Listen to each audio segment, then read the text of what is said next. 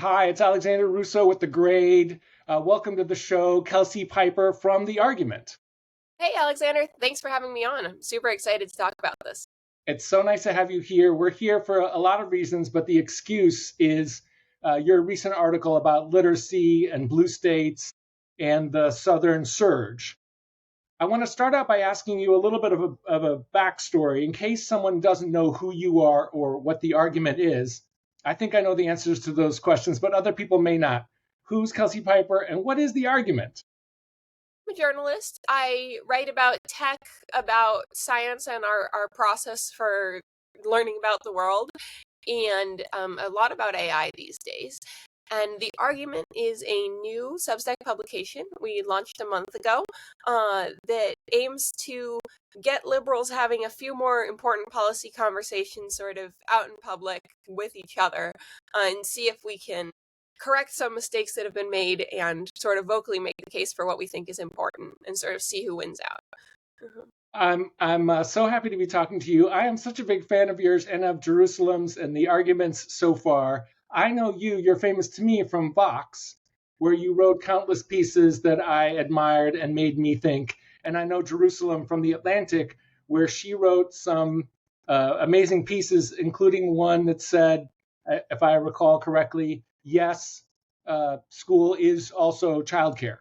Just blew everyone away, as have you many times. Jerusalem's written a ton at the Atlantic. I don't actually know if I saw that one. I've not been a primarily ed focused reporter myself, but when I've looked into the case, especially for like Head Start and early childhood ed stuff, it's seemed pretty clear that she's right about that. And a lot of the benefits are kids having a safe place to go, making it possible for their parents to work. And that's fine. Like, we don't have to be super ideological. If stuff works, that's good, sort of regardless of why it works. Um, Before we jump into the story you wrote, how you reported it, and the response, which has been enormous, tell us a little bit about yourself. I think you're in California, and I think I read somewhere that you help run a micro school. What's that? So we're in Oakland, California. I love it here. There are certainly things that I lobby aggressively for the Oakland city government to do differently, but I'm always hesitant on national media to go too hard on them because I really think a ton has turned around, and people would be shocked if they came out here at what an amazing city it is in many ways. But the schools are struggling. A lot of our kids don't learn to read. Um, and I homeschooled for a little bit, and then with a bunch of friends who were also homeschooling, founded, a little micro school. Around COVID, this was a little bit of a trend. You sort of all hire one or two instructors, and then all of the kids learn together in a little like one room schoolhouse kind of setting. It's been an incredible experience for us, and it is definitely just the experience of teaching a lot of kids to read and do math hands-on sort of gave me perspective on how hard our educators' job is, but also the ways in which we're not setting them up to do the stuff that works the best, and we could be. Um, I know very little about micro schools, though I'm very curious. And I don't know if you saw a few weeks ago there was an article about a micro school in Arizona, in Harper's, that was just fascinating reading. Do micro schools? This is so silly, but please bear with me. Do micro schools have like names and mascots and merch? all depends what you want to do, right? We have 7 students, so it wouldn't make a ton of sense to go all in. We do have a name because we have a website. The kids want an answer when you ask, like, where do they go to school? Wouldn't say we've gone in on merch or mascots yet. And it's a big category. You have basically a couple of families got together type programs like ours, and then you have some that are a small private school, with multiple classrooms and activities and stuff. Right. You are not primarily known as an education reporter, which is fine, which actually sometimes is a great thing because you bring people who don't cover education every day, have new and different thoughts or find new and different things. Tell us a little bit about the backstory about how you came to want to write this story and just how it came to be. So, like a lot of people, I was vaguely aware of the ongoing fight over how to teach literacy best in our schools. And Sold a Story is the podcast that, at least in my circles, everybody heard Yeah, about this. right. Sort of makes the case that this whole language instruction that encourages kids to memorize words, and when they don't know a word, to guess it from context, and really doesn't emphasize decoding by thinking about the letters on the page. This was enormously destructive. Some kids will learn to read like pretty much no matter what you do. You can use the worst like pedagogical practices imaginable, they'll just kind of figure it out. But a lot of kids need explicit instruction in how to sound words out. And some kids need a lot of that instruction. Some kids need like structured, well-designed phonics programs for 3 or 4 years to master fluent reading. And if you fail to deliver that, you will not teach those kids to read. They will go into upper grades not actually able to do really any of their coursework, because if you can't read, you can't make sense of what you're being asked in science class, you can't make sense of what you're being asked even in math class. And you feel like a failure. And we would have sometimes at the micro school kids who came in from Oakland public schools who were very behind on reading. And it wasn't just that they hadn't been taught. These were not kids who could not learn. In fact, they usually learned quite quickly with the right dedicated, focused instruction. But they hadn't been taught to read. They'd been made to feel like this was some deficiency on their part that they weren't learning to read. And they'd been encouraged in these habits, which are really just going to conceal whether you can read or not, of guessing and going with a word that's close enough, instead of in actually learning. So it's pretty clear, both from just reading the national media and reading education reporters like you, like Karen Vitus, that something was wrong. But what I didn't know was that we knew how to fix it. Because there's lots of cases where we know exactly the best way to teach kids to read one-on-one in a micro school setting with a highly trained instructor. You can get great results. The problem is that as a matter of national policy, you can't go from this works great one-on-one to, we can do this in every school. Or I think it would be great if we were willing to spend the resources to one-on-one tutor every struggling reader in the entire United States. That's not, as a society, how we've chosen to spend our resources. They make me president, I can ask for it. But we needed something that didn't involve a massive increase in how much we were spending and how much we were demanding of our teachers. And what got me really excited reading some stuff that people had written about Mississippi was that while not massively increasing their spending, and while mostly making high-level policy calls that you can reproduce and that you can do somewhere else, they had seen these steady, impressive gains starting, around 2013, 2014, and continuing now, where they're actually, at this point, a standout performer in objective terms, not just doing really well for Mississippi or whatever. And that was big to me, because there are so many things we know how to do, but don't know how to scale, right? This is not just in ed. This is also in health policy. There's tons of stuff we know works, and we don't know how to get people to do it at any scale. There's in, international policy, tons of stuff. It's so common to be we know what to do, we don't know what to tell people so that when they do it, the good results happen. And Mississippi had been imitated by this point in Louisiana, in Tennessee, to a lesser degree in Alabama. Those were also starting to see gains. And so it was okay, it's not just that they figured out something to do. It's that they figured out something that you could adopt as a policy that produced benefits, without the secret sauce of a single genius. A lot of the time, ed revolutions are, this particular person is an insanely good teacher and their school is insanely good. That's fantastic, but we can't turn it into national policy. But the stuff that Mississippi is doing, which is adopt a good curriculum that is phonics based and knowledge rich and well designed, teach teachers how to get the most out of that curriculum, and then test kids and make it clear, if you cannot read at the end of 3rd grade, we're not sending you to 4th grade because you're not going to be able to do it in 4th grade. All of that just works And you see very large improvements, including in the most disadvantaged populations that education has really, really struggled to deliver adequate literacy instruction to. Mississippi is one of the highest Black populations in the nation, and they are achieving very, very good results for Black students.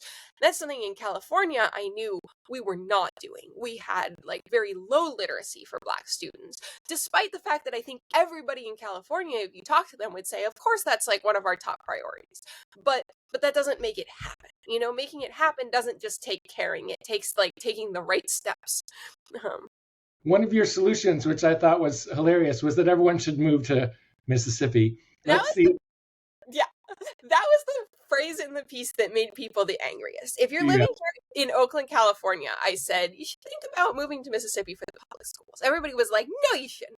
I think this is like literally true in the Mississippi public schools. If you are like an Oakland family, especially if you're like a disadvantaged Oakland family, the Mississippi public schools will actually do better in elementary school at teaching your kids to read. Of course, people move for way more reasons than that. Of course, there's like a million other considerations. And I don't necessarily think people should move so much as think about the fact that they could get their kids a better education in one of the poorest parts of the country. And then think about, and people respond and they were like, you could also just move to somewhere that wasn't Oakland and wasn't Mississippi. Yes, you have a lot of options if you live in Oakland and are thinking about moving because of education. Sorry to interrupt. There's nothing like playing off interstate rivalries. It certainly, stokes a little bit of, The other option, of course, is to do what it sounds like you and the other families in your microschool have done, which is to set up a structured literacy or a microschool that features structured literacy in a blue state. Yes. I want to ask you a little bit about that, if you don't mind getting really granular. Yeah. What was it like in Oakland at a microschool to say to people or to have the discussion, hey, this whole language thing isn't working. Do we need to do something more structured? Was that an easy conversation, or was that a really uncomfortable and protracted one? So among the parents founding the microschool, I think a lot of people had already run into the fact that balanced literacy programs didn't work. And I think people were pretty eager to embrace, we should use like what works. I think very few parents, if they're not actively coming in having had a balanced literacy background or whatever, are going to independently come up with it, because it doesn't make a lot of sense and it doesn't work all that well. And with, we didn't do one of these complicated new curriculums. I think it's great that they exist. We used the Bob books. You start at the very first Bob book, you make your way through them, they teach one new sound per book, and by the time a kid has gotten practice with all of those sounds and made their way through all the Bob books, they're generally ready for the easiest non-Bob.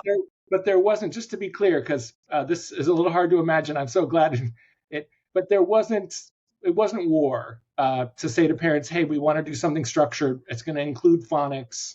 That was okay with people. 4 or 5 weird families that want to start a micro school. So it's pretty easy to avoid a war if you select your ground very, very carefully. And then just out of curiosity, I always like to ask people I'm talking to about their own experiences. Do you remember how you learned to read? I went to a Montessori school, but we still had the sandpaper letters that shaped out, and we still did some, looking back, what would be called phonics, even at what was then considered a very progressive place. I learned to read fairly easily. I feel like a lot of journalists did, and in some ways that's an issue. I want to talk about the coverage issue. But first of all, do you remember how you learned to read? Love to talk about that, because I think you're completely right. I was 3. My parents thought I had just memorized all of my books because I was constantly reading them to them, and they were like, yeah, she's memorized her books. And then I started doing it on books they hadn't read me, and they were like, well, I guess she didn't memorize her books. So yeah, very much. I think you're right.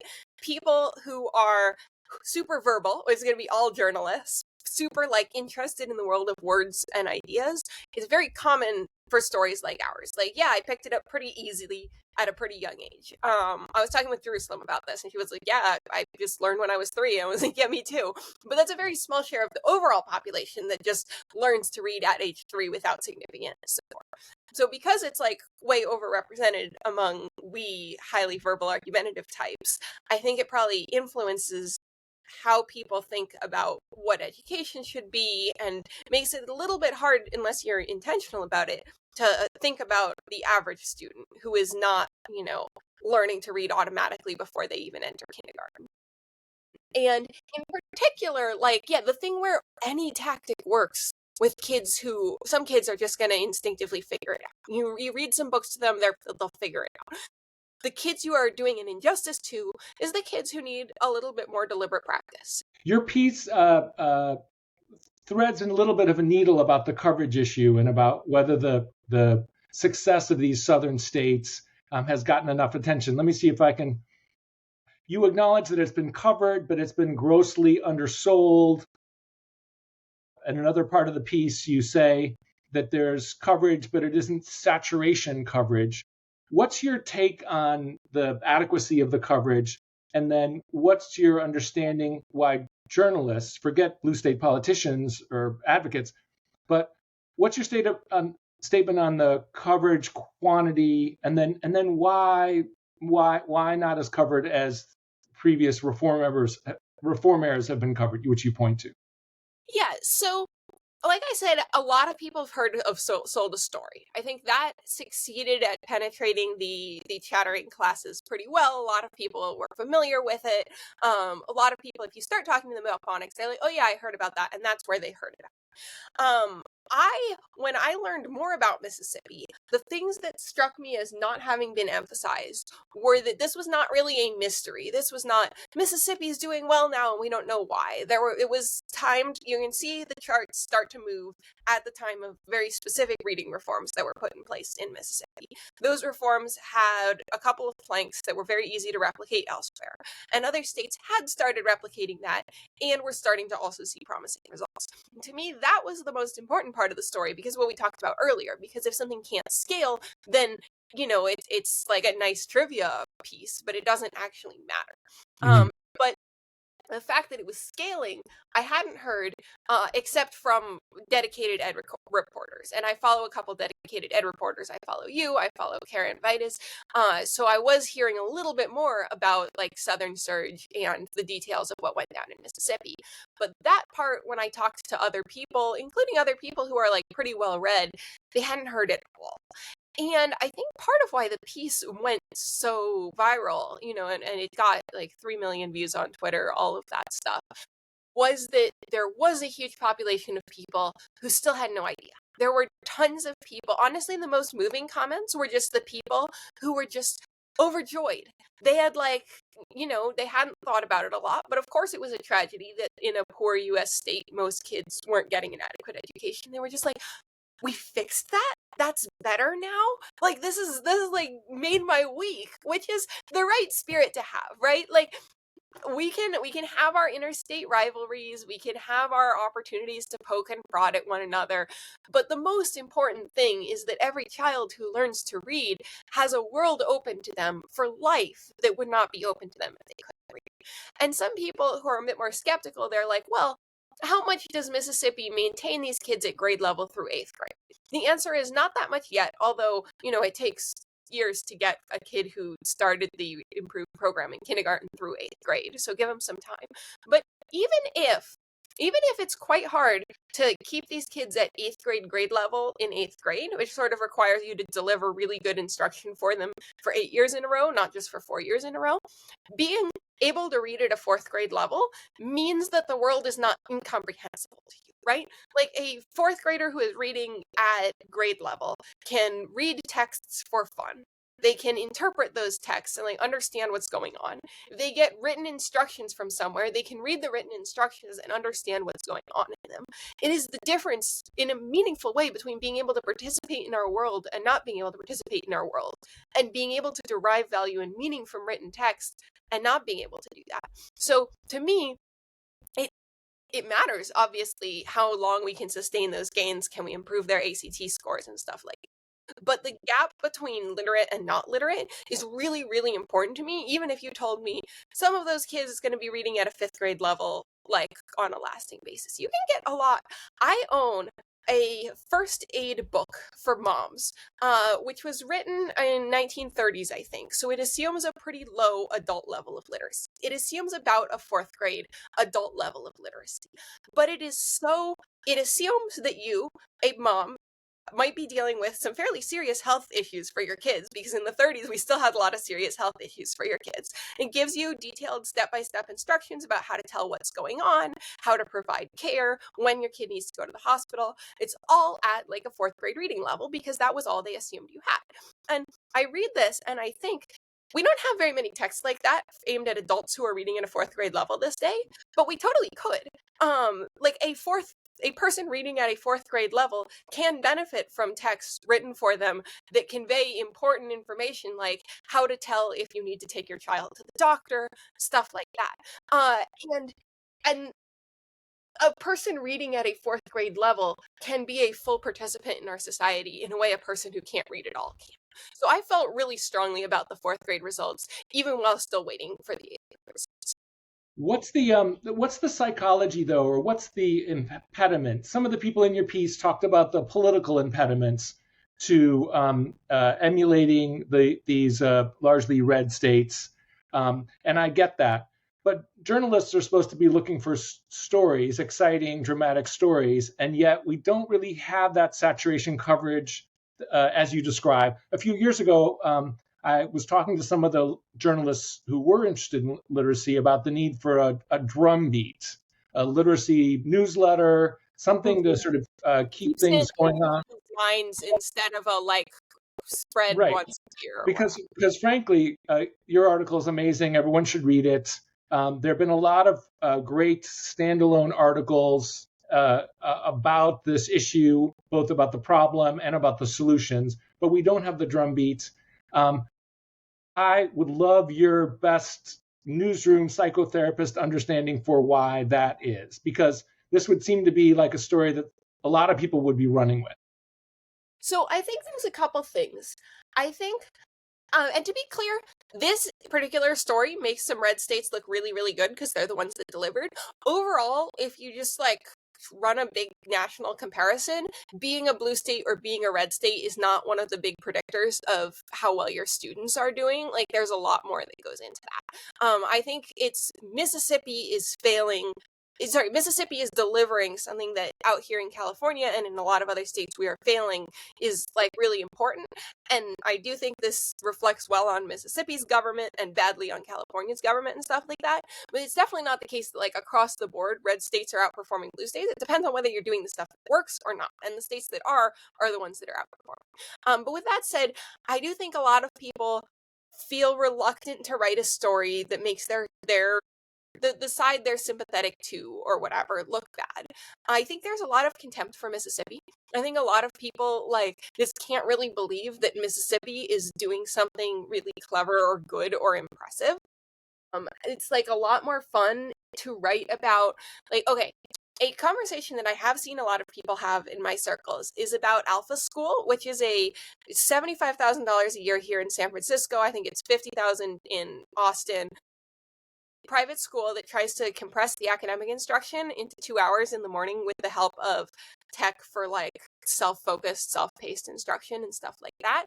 I have seen so many think pieces about this. I've seen so many Twitter conversations about this. I think to the chattering classes, that's more relevant to us because we can imagine sending our kids to a fancy elite private school or whatever.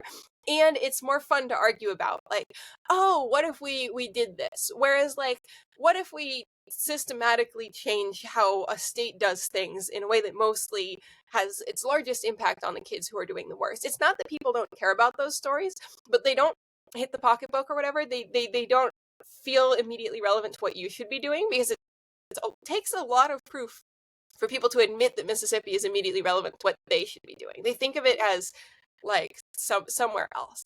I think it's really unfortunate because there's enough reproducibility. If it's working in Mississippi, it will also make a difference in your state. So I think that's some of it. I also think, you know, reporters just end up a bit siloed. If you're an education reporter, you cover this stuff. If you're not an education reporter, you look for like one angle for one piece, and you don't really do the drumbeat thing. You have sold a story, and that was great. But then I heard from a lot of people who were like, well, we've already had sold a story. Like, what more is there to say? You know, which is not how policy change happens, but it's how a lot of people think about, am I saying something new, or am I saying something, you know, that has already been said? So there's that concern about repeating or replicating, or sort of a sold a story effect, lessening some of the opportunity for journalists to feel like I think sold a story was net very good for people having heard about this, but I definitely think there's a tendency for reporters to be like, oh yeah, that's been covered, and then not to cover something that they perceive as having already been covered. The other thing is that people got burned, right? Like, there were lots of stories of, we've hacked the secret of education, we have this incredibly high performing program, and then it didn't scale or it didn't reproduce. And that almost nothing scales or reproduces. So if you have a school where a lone genius is running a super successful program, that is awesome. It's often real in the sense that that school really is getting outside results. It usually will not replicate. You will usually not be able to just imitate that, because the secret sauce is often that individual teacher. And so I think a lot of people just kind of get used to miracles that turn out to be absolutely nothing and assume that Mississippi is one of the same. And in fact, some of the pushback I got from my piece was, this is going to peter out and be nothing like every single past thing. And I looked pretty closely at the Mississippi data. I don't think it's like that. It doesn't depend on a specific hero or a specific school. It is pretty across the board. Not 100% of Mississippi's school districts, but like 80% or so of them seeing significant gains, sustained for 10 years, showing up on like a couple of different things that you could measure. I don't think this is a flash in the pan, and I think at the point where they start successfully replicating it in other states, it is irresponsible not to acknowledge that there's something going on here. But I do think people understandably get cynical when they're like, yes, I've heard this story before. Turns out we have a miraculous way to do stuff, and then nothing comes of it. Or it was another one you hear is, it's all selection, right? Which is not what's going on the scale of a state, but is reasonably often what's going on if you have like a school that has meaningful results. What interests me, there's no doubt that there's a silver bullet problem in journalism, or has been. I just think it's interesting that there's been what I perceive as resistance to this particular silver bullets. Other silver bullets get passed along with great credulity, if that's how you say that word. This one seems to be getting less, maybe because it's not so sexy, is one of my theories. Let me ask you two questions. Thank you so much for doing this. This is so interesting. Because the grade is all about media coverage and how the media absorbs or rejects stories, I have to ask, readers loved this story that you just wrote. What's the media response been? Are you booked on all the shows, or have they said nothing? People have been pretty enthusiastic. I had a lot of some radio hits today, some over the weekend, which I turned down because my kids hate it when I do radio hits over the weekend. I think people have been pretty enthusiastic to talk about this. And do you have any other segments coming up that we can look forward to seeing? I'm on shortly after you another radio segment today, but I forget which string of letters it's with. If you're somewhere in the country, you'll hear me on the radio later today. And then a policy or a political question. The Abundance book is notably thin on K-12 education.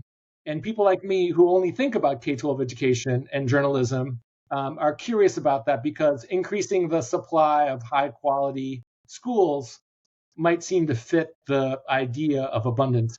Can you help me understand where abundance and high quality education match up or don't match up? Is there anything going on there that I'm missing? Maybe related to literacy or not?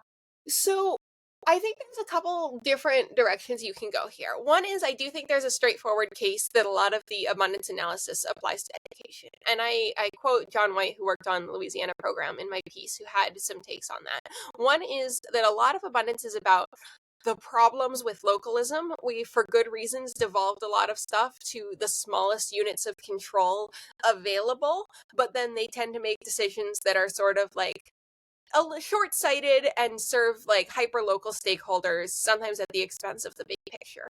I think this is definitely true in education. It is a lot harder to get school by school or district by district on board with the science of reading than to have some state level action. It's not impossible. I know people who've done it. I think it's very much worth going to your school district and asking them to, as a school district, adopt high quality curricula.